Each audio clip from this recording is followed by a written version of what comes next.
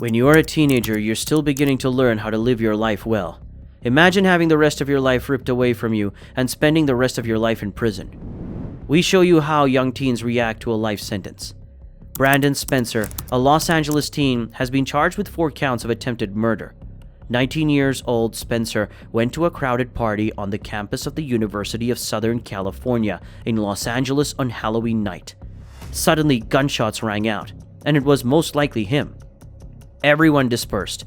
Some fled in fear, while others hid. Spencer allegedly ran as well, but was apprehended in a parking lot half a mile away and taken into custody by police for questioning. He was charged with 4 counts of attempted murder a few days later. 4 people were injured, but no one died, thankfully.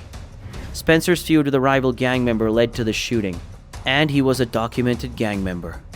Throughout the trial, Spencer maintained his innocence. I'm sorry for what happened to your uncle, but he's life in prison. And I'm not a bad person, but I made mistakes. I'm not just some gangbanger that she tried to portray me as. As the judge read the sentence, nearly 50 family members and friends packed the courtroom. He was sentenced to 40 years to life in prison on 4 counts of attempted murder. According to reports, 18-year-old Shondell Jackson and a friend were looking for victims when they came across Potter. Nathan Potter, the victim, was a 21-year-old college student at the University of Wisconsin-Milwaukee. They stalked him, accosted him, and demanded money. When Jackson notices Potter doesn't have any cash, he shot him. According to authorities, Jackson fled to Mississippi the day after Potter's murder. Jackson's uncle allegedly tipped off police to his whereabouts, where he got arrested. Nothing that can be said to bring back our Nathan. But your sentence can ensure that Shondell does not have the opportunity as a free man to inflict pain like this again. Is there such thing as pure evil? We think so. During his trial, he made gestures towards the victim's family, and when he was escorted out of the courtroom, he smiled at the family.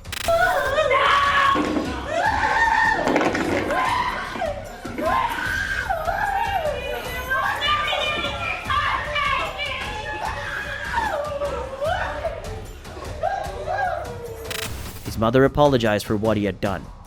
Jackson burst out when the judge announced life imprisonment without the possibility of parole. When Jackson was sentenced to life in prison without the possibility of parole, his friend pleaded guilty to acting as the lookout and was sentenced to 12 years in prison.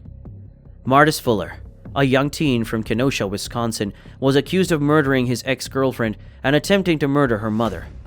15-year-old Martis Fuller broke into his ex-girlfriend's house armed with a handgun while she was in her bedroom, where she was shot and killed.